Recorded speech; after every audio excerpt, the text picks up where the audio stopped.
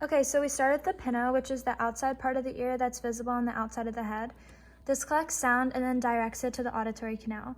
The sound wave then travels through the auditory canal and it reaches a tight membrane called the eardrum, which causes it to vibrate. Then here in the middle ear, there is a segment between the eardrum and the cochlea, and it's called a piston. It's made out of these three bones, the stirrup, anvil, and hammer. They pick up the vibrations and then transmit them to the cochlea, which is the tube within the inner ear. Then the Escherichian tube travels from the middle ear cavity to the upper nose, and that controls the air pressure within the ear.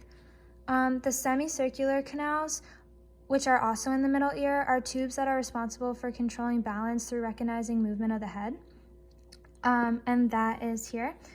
And then the cochlear's membrane starts to vibrate after the piston strikes it, which makes the fluid within shake around and forms ripples in the basilar membrane, which is a sensitive strip of tissue that contains hair cells, and those hair cells are connected to neurons. So as these hair cells vibrate, the neurons become excited and turn the sound waves into nerve activities, and then they bend, which triggers the impulses to nearby nerve cells.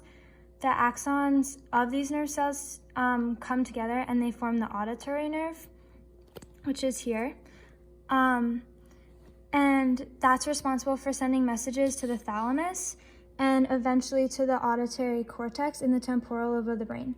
Most sensory information will travel through the thalamus before it eventually ends up in the appropriate cortex. And in this sense, it's the auditory information, so it goes to the auditory cortex.